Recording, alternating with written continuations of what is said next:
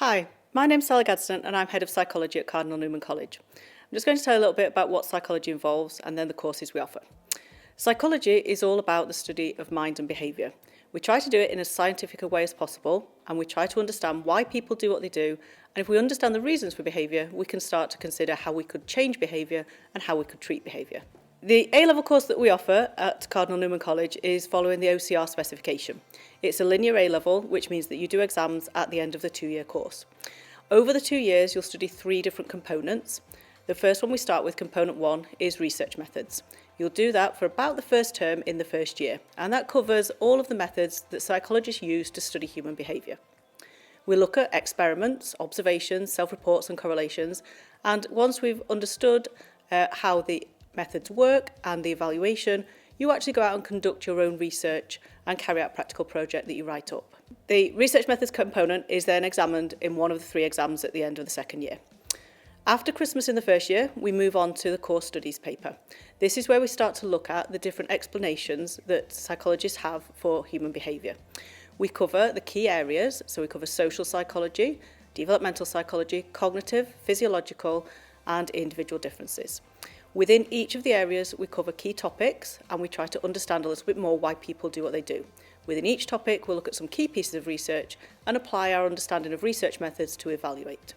We also consider in this unit some of the bigger issues and debates in psychology. So, for example, nature-nurture, whether something is an individual's choice or whether it's determined by other factors. So the content of component 2, the core studies unit, is then also examined at the end of the second year on one of the exams.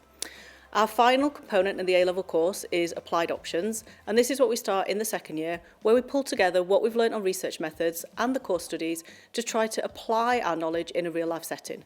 We look at 3 different areas of real life that we can apply psychology to.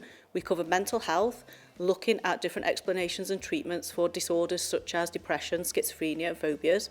We look at criminal psychology, so trying to understand why people commit crime, how we should then treat people who commit crime, and whether we could possibly prevent crime from happening in the first place. We also look at sports psychology, which is looking at how we can make sports players' mental performance as good as their physical performance, and we consider how to manage arousal anxiety, dealing with audiences, looking at the impact of groups and coaches to understand how to improve their performance.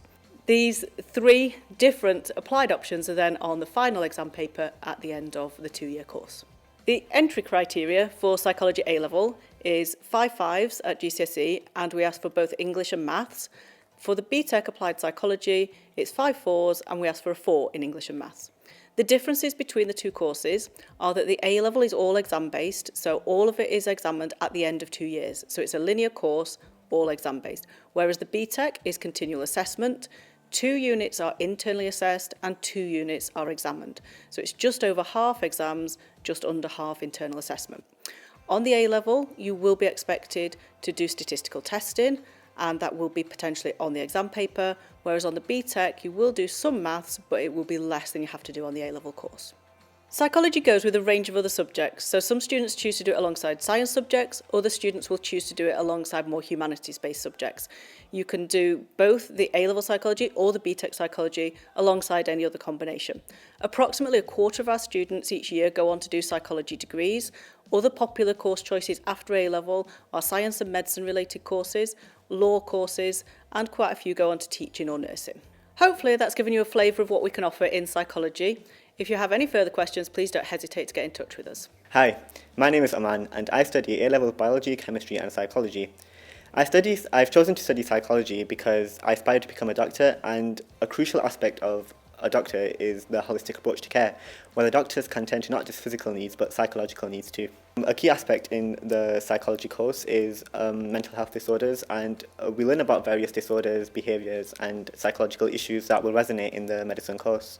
In A-level psychology, I've developed many skills, and one of the most crucial skills I've developed are my evaluation skills. In psychology, we're required to evaluate absolutely everything from our case studies, our issues, and our different psychological areas. A key thing I like about psychology is that it's very essay-based and there's very minimal math. And to aid us with these essays, we're taught a lot of exam technique, and even if we don't understand how to answer a question or how to structure our questions and essays, we're given lots of resources, materials, model questions, as well as Curriculum Plus, which is where we're provided with extra sessions like one-to-ones on Microsoft Teams or in person, where our teachers will help us and target our areas of weaknesses. On completing my A-levels, I intend on going to the University of Liverpool to study medicine, where I can bring about all these skills that I've developed in psychology to support me with my course.